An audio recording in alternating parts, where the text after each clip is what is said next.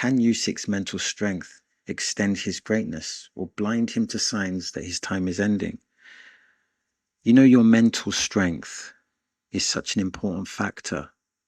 For example, I think of Rocky Marciano, the great Rocky Marciano, and I think a lot of his fights were won not just based on his Suzy Q, which for those that don't know was his powerful right hand.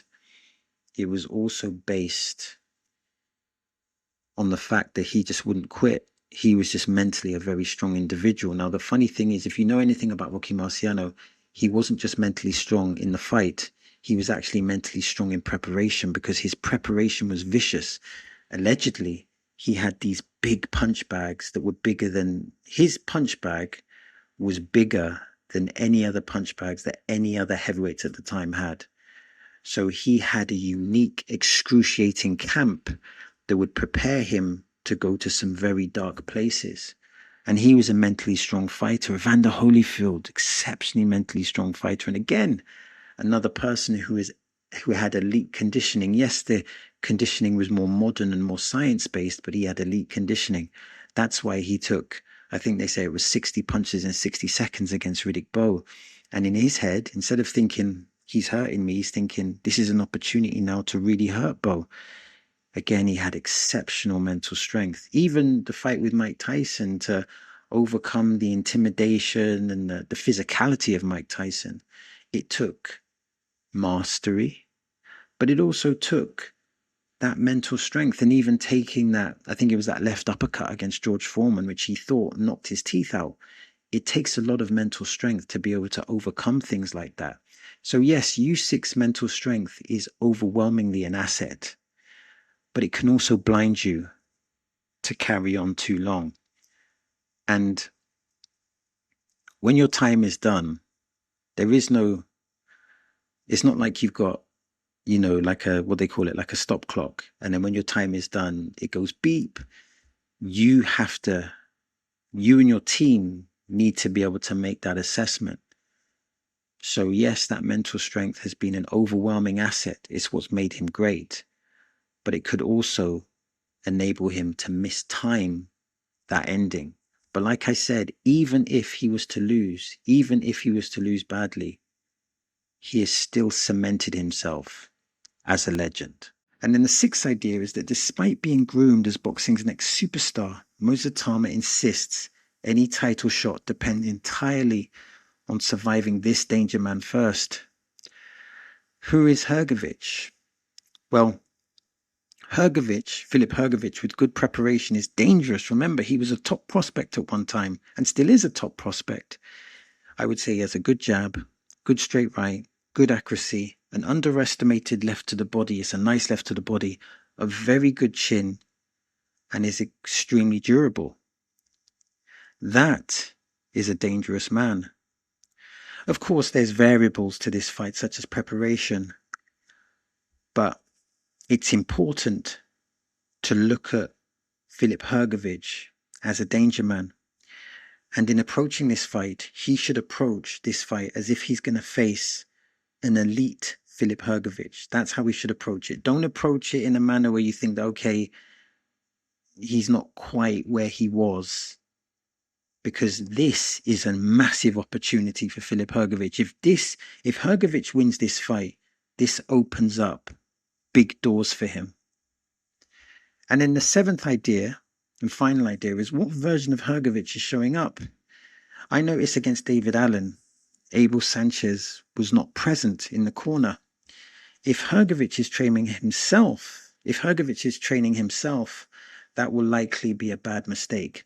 Abel Sanchez, I believe, will bring elite conditioning and technique. He will be essential to bring in the best version of Filip Hrgovic. So as the fight builds, and as we get to like the weigh-in, the media workouts, the interviews, I'm going to be looking at who's in Filip Hrgovic's team, because if Abel Sanchez is not there, that's definitely a warning sign. Okay, so let's finish this with 5 questions. So question number 1, can Itauma handle Usyk's endorsement without believing his Homer hype? An endorsement from Usyk is the highest, or one of the highest validations. It's a great moment. And I guess you can acknowledge it. But in acknowledging the endorsement, you still have to work hard every day. So it's important to be humble, to be disciplined, and also acknowledge. Let me put it another way. Let me play devil's advocate. Imagine if you get the endorsement from Hrgovic and you get the endorsement from Usyk, and then you think, okay, I'm the best. I don't need to train the hardest or have an elite preparation. That's going to hinder your performances, and then you're going to create opportunities for your opponents. So it's important to accept the validation, but maintain your composure, manage your ego, and still give everything in the preparation. Question 2, is rejecting praise Itauma's defense against pressure and complacency? Yeah, I think so. I think so. Because you don't want you being complacent at this point can have absolutely devastating consequences. When he has quiet moments to himself, I'm pretty sure that he's proud of that embrace and that moment, but that can't impact him giving 120%. Because Moses Itauma, even though he's not a world champion, he's already a target. He is the lottery ticket for most fighters. Question 3, does Itauma's development prove Ben Davison is still underrated? I believe so. Ben Davison is a really good trainer, and he's done great work with Moses Itauma, phenomenal work with Moses Itauma. And I think one of Ben Davidson's strengths is that he studies the tapes and he finds certain strategic nuances. And before AJ lost to Daniel Dubois, AJ had a sensational performance against Ngannou, and I think Ben Davison was a big part of that. And Ben Davison, if you looked at the two fights before the fight with Daniel Dubois, he brought out the best AJ in recent times. Also, he's done a great job with Fabio Wardley. Fabio Wardley is effectively a novice with no amateur career, yet he's guided him to world level. So I think objectively, the results speak for themselves. Question 4, can Itauma stop Hrgovic without forcing the knockout?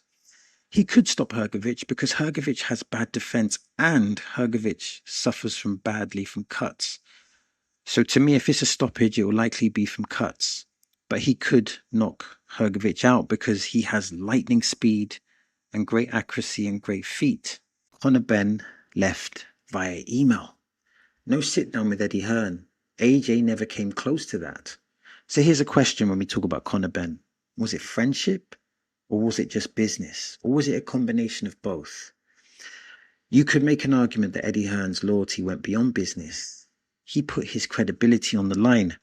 I know some people are joking and saying Eddie Hearn doesn't have credibility, but he clearly does. He has leverage, he has expertise, and in the boxing world, he has massive credibility. And he put that on the line. Conor taking the money from Zuffa, to me, is not the issue. Conor Benn is supposed to negotiate the best deal. Perhaps it's the action he took or the action he didn't take. The face-to-face would have been essential in terms of handling things in a mature way. I don't know why Conor Benn didn't engage with this face-to-face.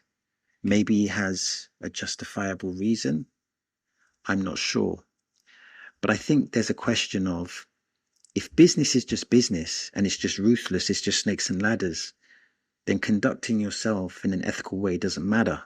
But if ethics do matter, and if conduct matters, and if being a gentleman matters, if someone stands by you,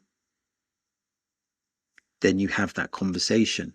Remember, it's about being ethical to people that have been ethical with you. If someone snaked you, then you have no moral obligation. That makes sense. But if someone stands by you, and then you're going to make a transition, you're going to change direction, then ethically it feels you owe that person an explanation.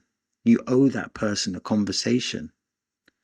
Perhaps from Conor Benn's perspective, he stands by himself.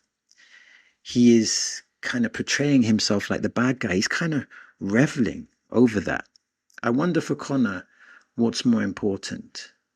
What does he value more, the money or the loyalty? Or does he simply see it through the filter that this is just business? I guess from Eddie Hearn's perspective, for him, when he stood by Conor, was that just business or was that a friendship? Idea number 8. Frank says more fighters leaving the Zuffa money or leaving for Zuffa money is going to happen again. Zuffa, which I believe the figurehead of Zuffa, the face behind Zuffa, or one of the faces is Dana White. And Zuffa has large resources in boxing and in life in general. Money talks, let's be honest. In capitalism, money speaks volumes. In capitalism, money shouts. And Zuffa's money is attracting many different boxers. I guess the important thing to consider is what happens in the end if Zuffa gets a stranglehold or a monopoly into boxing's infrastructure. Idea number 9, UFC fighters take 17 to 90% revenue versus boxers 60 to 70% revenue. I didn't understand what this meant at first, and then I broke it down. So this is my understanding. So example 1, so UFC, their event revenue means 100 million, fighters receive 18%, that's 18 million. And therefore UFC keeps 82 million to cover costs, invest in the business and generate profit. Where in the example 2 of boxing, the event revenue is 100 million, the boxers receive 65%, that's 65 million, and promoters keep 35 million before paying event costs and other expenses. So in a sense, what we're seeing here is that UFC keeps more money for the platform. And what's important to decipher, is this a good thing or is it a bad thing? In a sense, when we look at boxing, we see the largest share, the 65%. But it's important to remember that that 65% is mainly disseminated among the 1%. So it's not shared equally, which makes sense in a meritocracy because the boxers with the biggest brand get paid more. But when you look at that without context, it makes boxing's infrastructure look much, much more favorable. But I think when you break down the nitty gritty and the minor details, I'm not saying it creates a different outcome, but I think the nuance here is really important. And it's a good question. Which infrastructure is more ethical, UFC or boxing? Idea number 10, Dana White reportedly fixates on attacking Eddie Hearn specifically. The question you have to ask yourself is why? This is my perspective. This is perhaps because attacking Eddie Hearn is free promotion. It's massive promotion. If you attack Eddie Hearn responds, and then you get all those promotions. So when Eddie Hearn is generating hundreds of thousands of views, maybe millions of views, he's promoting the Zuffa machine. And he's also promoting his own machine. He's marketing for everyone. And like I said, Eddie Hearn responds because it's additional promotion. He is a willing participant in this verbal battle. The promotion, what does it do?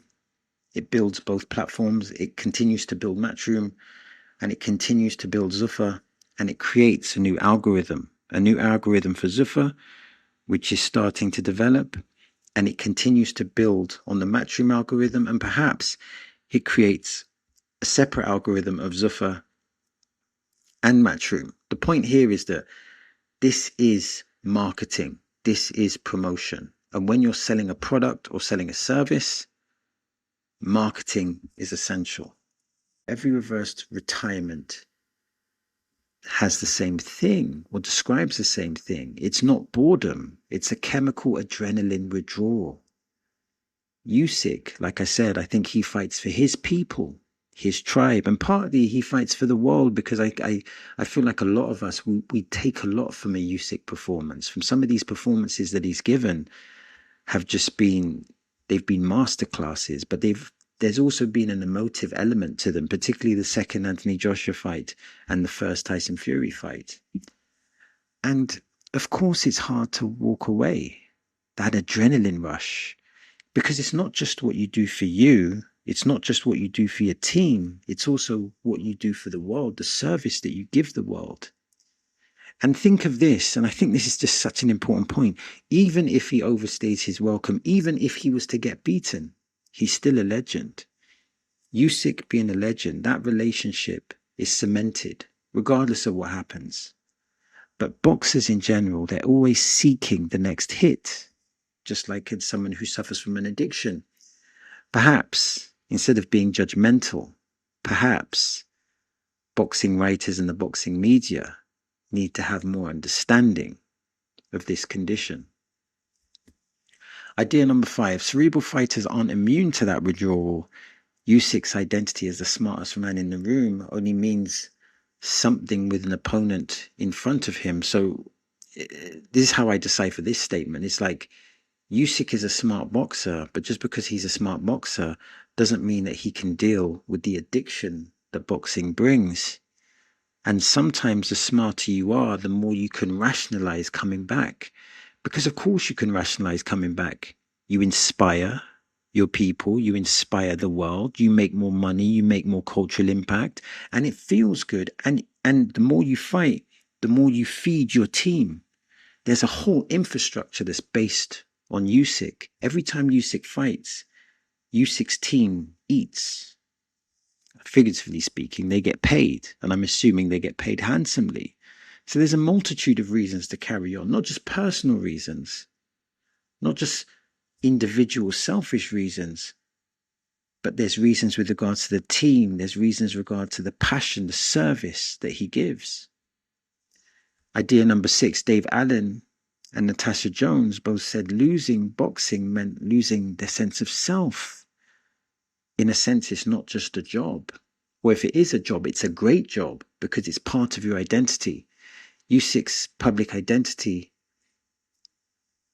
exists in the ring. It's not just money, it's a part of who he is. Boxing is important to Usyk. And as I've stated previously, it's important to his people. It's important to the world. It's important to boxing. He's held in such high regard. Usyk's massive credibility, his massive respect has come from his achievements that have come from the ring. So in the boxing world, his respect is very, very high. Who would want to leave that? Who would want to leave? And I guess there's this other thing as well. You don't want to leave too late. You don't want to leave boxing too late because that's when you get hurt. But you also don't want to leave too early. And that in itself can psychologically affect a fighter because you could think, nah, I've got another great night in me. And I want to experience that. Because once you walk away, even if you try and come back, then it's even harder. So it's really understandable. And like I said, when we talk about it's more than losing a job, jobs have different meanings in different parts in the world. For example, in Japan, my understanding that in Japan, people treat their jobs with a very high regard. So I guess for Usyk, boxing is like a job in Japan. It's something that he's committed to. It's a major part of his life that he deeply respects. And he's given a large portion of his life to boxing. He's committed himself to boxing. So how hard is it? Imagine if you've committed your whole life to something and you've had all these successes and then you just are expected to walk away. That's a very difficult decision to make. Has Itauma avoided adversity because he is exceptional or because he remains untested? I think in the ring, Moses Itauma has shown exceptional capabilities. He's shown exceptional timing and he's shown the ability to finish his opponents. He's shown that his footwork is second to none, and it's been alleged that the building of Moses Itauma in the gyms, in the British gyms, has been absolutely exceptional. Question number 2. Is Itauma's hit him first response confidence, or an unanswered question about his chin? Does Moses Itauma have questions about his chin? Every boxer has a question about their chin. I would assume it's a natural question. How good is your chin? I'm assuming Moses Itauma has been hit hard in sparring, and only he knows how he's taken those punches. Is there a difference between taking punches in sparring and taking punches under the bright lights? And anyone, even a fighter like Marvelous Hagler, can be knocked out if they're caught with the right punch, so to speak. I'm not sure. There's nothing to indicate that Moses Itauma is vulnerable in this area, but because his defense has been elite, there's nothing to indicate that he has an exceptional chin, or he has an exceptional chin because he hasn't had to show it. Question 3. Can Hrgovic turn his experience advantage into control inside the ring? Potentially, but it depends how he deals with the southpaw position and the footwork. He has an amateur background. He has a good amateur background, so maybe he can bring something to the table that can test Moses Itauma, because if he can, he won't be able to match him for footwork, but if he can deal with Moses Itauma's footwork and deal with that timing through experience, then we're going to have a very interesting matchup. Question number 4, is Itauma right that quality matters more than years of experience? I think both matter. Years of experience matter because you're processing more information, but the quality of that experience matters as well. I guess I'm trying to think of an example. If you train incorrectly for years, you will make less progress. But does it mean that objectively, that training experience doesn't matter? I guess you could argue that it matters, but it doesn't matter as much as someone who is implementing a plan efficiently. So, in a sense, I guess the quality is essential, but also the quantity is essential. Question number 5, can Hrgovic's refusal to respect Itauma provoke a costly mistake? If Moses Itauma is frustrated and he overreaches, then perhaps that gives Filip Hrgovic a counter-punch opportunity. But Filip Hrgovic, to my knowledge, is not an exceptional counter-puncher. Perhaps this is a personality thing. Perhaps it's just an alpha male dominance thing. I think he's irritating Moses Itauma. But in a sense, different boxers react differently. You irritate some boxers will make more mistakes. You irritate other boxers, and they will fight even more effectively. So I guess this is a test. Is Moses Itauma irritated, and does that hinder or improve his performance? Only time will tell. The 6th question, does Hrgovic's explanation for the Dubois loss reveal valid context or a lack of accountability? Maybe it reveals both. If you're ill before a fight, then that's going to hurt you. But let's reveal the true context here. A lot of boxers go into matches maybe unwell or maybe with small injuries. So that's an objective reality of boxing. However, to indicate that an illness wouldn't hurt your performance or potentially hinder your performance, that would be objectively untrue. But when you only focus on the illness and you don't focus on the strengths of your opponent, or that your opponent had any strengths, and you don't give them any credit, I think then we cross into the lane of lacking accountability. Because in one sense, you are accountable for bringing the best version of yourself. It wasn't Daniel Dubois' fault that you came into the fight with quote unquote an illness or not well, or 80% or 70%, etc. Question number 7, is Moses Itauma's team hearing weaknesses in Hrgovic's preparation that the public cannot see? Potentially. It's funny because it's hard to get that inside scoop about what's happening in preparation. But Moses Itauma's team, if we know anything about Moses Itauma's team, they're analytical. So if there are negative reports that are happening in the camp, then it's possible that they're getting those reports. Here's a counter argument though.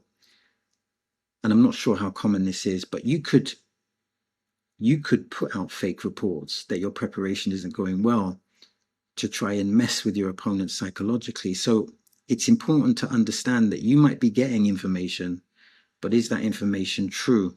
So I think it's kind of dangerous for a boxer to feed too much into that information. Objectively, the best way to prepare for an opponent is to prepare for the best version of that opponent. You shouldn't prepare as if they're injured or have a small injury, or if they're going to have some type of handicap, because that might not be the version that you're going to get. And then the final question is this fight about winning or proving the other man's entire narrative wrong? I guess in the end, it is about winning, but others would argue it's the way you win.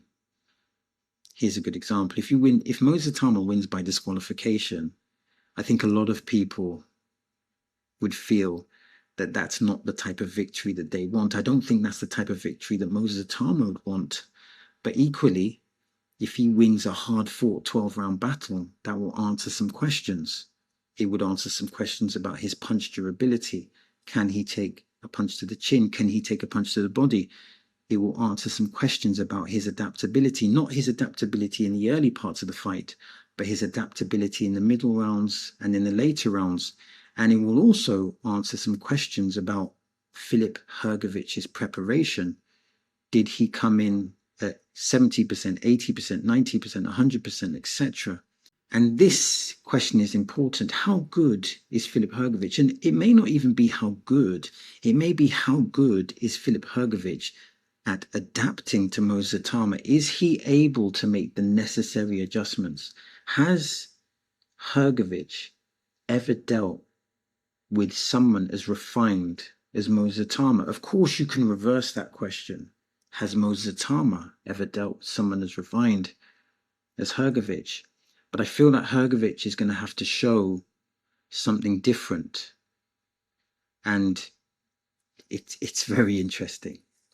So then the next idea is the no props exchange.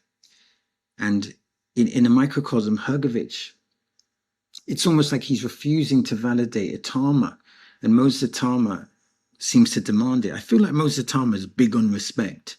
Like, he doesn't talk much, but he wants to get his respect. There's some interesting psychology there. Of course, the minimization is a tactic. It's Machiavellian. And I guess the impact of the tactic is to try to draw out a mistake, is to try and, this is an assumption, but if you minimize an opponent's achievements and they become overeager, maybe you can force them onto a counter. Additionally, minimization can be a psychological coping mechanism, because you're thinking, well, I'm going to win the fight because this person isn't that great. He's just marketing. He's not really that good. So I guess you could argue it's multifaceted. But I believe that Filip Hrgovic needs to be the best version of himself to win. I think that is objectively true. What needs to be on point for Filip Hrgovic? Well, he needs that jab. He has a really good jab, and he needs to be utilizing it. And that's going to be difficult against a southpaw. The backhand needs to come. He's so natural with the 1-2. And if he can bring that into the play without being countered, that gives him a chance. And also he has this nice left hook to the body. But interestingly, the left hook to the body might be a hard punch to land against a southpaw unless he changes the angle. Additionally, he might have to change that left hook to the body for a right hook to the body. He might have to set it up intelligently. He might have to start with the left hook to the head and then go with that right hook to the body. But the body shots could be a good investment. And also, Filip Hrgovic mostly brings a pace, a really good pace. And I think it would be advantageous if he's able to bring that pace, because if he's able to implement a pace, that's going to be a puzzle that Moses Itauma is not used to dealing with. And I think in the David Adelaide fight, he set a blistering pace. So if he's able to replicate that type of volume, it'll be interesting to see how Moses Itauma will deal with that. And then the next idea is that Hrgovic's honesty cuts both ways. He admits the Dubois loss took him a year to recover from. That's a significant period of time. injured, sick. He wasn't himself. Now, here's a question. Has Hrgovic ever given Daniel Dubois credit for that victory? I don't think I've seen one interview where he's given any element of credit. Is that a good thing? Is that a bad thing? It appears that when he speaks about that loss, he speaks about the illness, but he doesn't speak about Daniel Dubois' performance. And to me, that's concerning, because can a lack of accountability be an issue? And if Abel Sanchez is not in his camp, or he's having a poor camp, has he already got another excuse? I think accountability is really important. And when someone is making excuses, then that's an issue. Now, I'm not saying he wasn't sick, but that's not Daniel Dubois' fault. I mean, Filip Hrgovic entered that fight very confident. He set a blistering pace. He hit Daniel Dubois with about 30 right hands. Go back and watch that fight. He hit him with backhand after backhand after backhand, and Daniel Dubois just took it, made some adjustments, came on in the middle rounds, and then really started to assert dominance at the end. But Hrgovic was extremely confident in that fight. And I understand that his illness would have been a factor, but to totally minimize or not give Daniel Dubois any credit, that to me is a red flag about someone's personality. Because maybe the more accurate picture is to state that yes, he was confident. Yes, he had that previous experience with Daniel Dubois of allegedly beating him up in sparring. And yes, there were some preparation issues. And you can acknowledge all of those things and say, yes, I had some health issues. But you can also give your opponent credit. You can give your opponent credit for taking the punches. You can give your opponent credit for, able to endure the punishment. You can acknowledge that there was issues in preparation and still give your opponent credit. So to me, that's a bit of a red flag. Lennox Lewis built an explicit get-out plan before he ever needed one. When Lennox Lewis fought Vitali, watch that Vitali fight. Lennox Lewis looked really bad in that fight. And Vitali looked really good. And that fight was nearly a disaster. Lennox Lewis took a lot of punches. People say that Lennox Lewis had issues with his chin. Well, he didn't have issues with his chin on that night. He was taking all sorts of punches. Big respect to Lennox Lewis for being able to get through that night and being able to be victorious.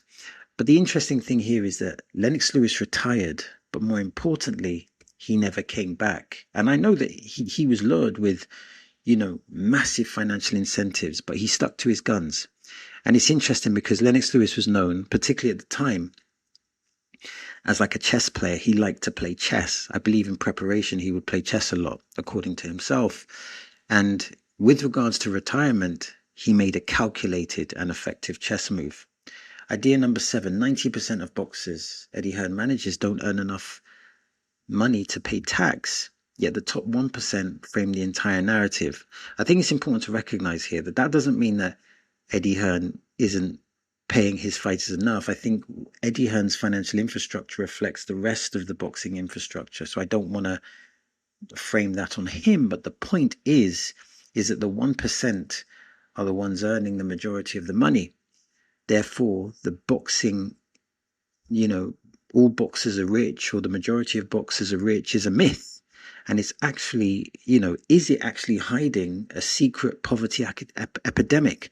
Because if you take away the 1%, most boxers probably struggle to feed their family. Most boxers are probably poor. Do most boxers, or are most boxers able to feed themselves and their family? That's an interesting question. And do they have any type of money in investments? Do they have any type of financial portfolio after when they retire? How much financial literacy does your average boxer have? How much financial literacy does your average elite athlete have? The point here is that there's a problem within the structure. Of course, as with any meritocracy, the people that reach the top, they get paid handsomely. But for every 1%, there's 99% that are making pennies. And that seems to be grossly unfair. And it's what they call a narrative bias, a survivorship bias, to look at the 1% and think that that represents the objective truth, because that's clearly not the case.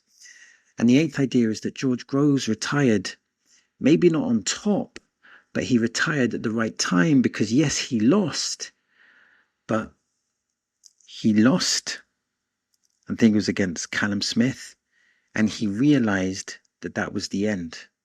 And in that loss, I believe it was it the finals? I think it was a Super 6 tournament. And it was a brutal loss. I believe it was like a counter left hook and a ruthless body shot. Callum Smith was vicious that night. He was elite that night. And George Groves recognized that this was the time to leave. And of course, he achieved a lot. He had some great fights with Carl Froch. He'd won a world title. And he left. And more importantly, he never came back. Did he have the compulsion to come back? Probably. But he resisted that urge. And a lot of people can't resist that urge. And for many boxers, I mean, the question is, why do boxers come back? And I think that's an important question. And I think it's not just the adrenaline rush. For a lot of boxers, that may be one of the ways they make a living. And when you've got increasing inflation issues and increasing economic issues in the world, inevitably boxers, like other athletes, if you can make 10 grand doing a boxing match and you're struggling with money, why wouldn't you come back? If you could make 50 grand, 100 grand, why wouldn't you come back? Especially if you have a passion for it. So, it can become really difficult to manage those impulses, to manage those finances. It can become a monster.